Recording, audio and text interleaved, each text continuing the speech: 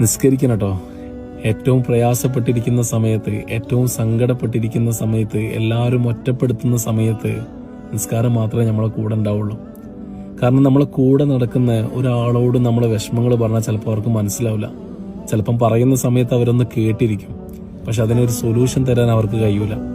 എല്ലാ പ്രയാസങ്ങൾക്കും, എല്ലാ കഷ്ടപ്പാടുകൾക്കും, എല്ലാ വേദനകൾക്കും സൊല്യൂഷൻ തരാൻ കഴിയുന്നത് പടച്ച തമ്പുരാന് മാത്രമാണ്. നമ്മളിങ്ങനെ ആത്മാർത്ഥമായിട്ട് ദുആ ചെയ്യുന്ന സമയത്തും വീണ്ടും വീണ്ടും പരീക്ഷണങ്ങൾ വരുമ്പോൾ പടച്ചോന് എന്തുകൊണ്ട് നമ്മളെ ദുആ കേൾക്കുന്നില്ല എന്നൊരു തോന്നൽ നമ്മളെ മനസ്സിലുണ്ടാവും. ആ തോന്നൽ വേണ്ട. കാരണം ഇത്രയും കാലം നമ്മൾ പടച്ചോനെ പേടിയില്ലാതെ എല്ലാ കുരുത്തിക്കേടും കളിച്ച് ദുനിയാവിൽ നടന്ന് ചെറിയൊരു പരീക്ഷണം ഉണ്ടാവും. ആ പരീക്ഷണം എന്തിനറിയോ? പടച്ചോനെ ഏറ്റവും ഇഷ്ടമുണ്ടായത് കൊണ്ടാണ്. പക്ഷെ റിസൾട്ട് കിട്ടും. റിസൾട്ട് കിട്ടാൻ കുറച്ച് കാത്തിരിക്കണം. പടച്ചോനല്ലാണ്ട് നമ്മളെ വിഷമങ്ങൾ മനസ്സിലാക്കാൻ ഇന്ന് ഒരാൾക്കും കഴിയൂല.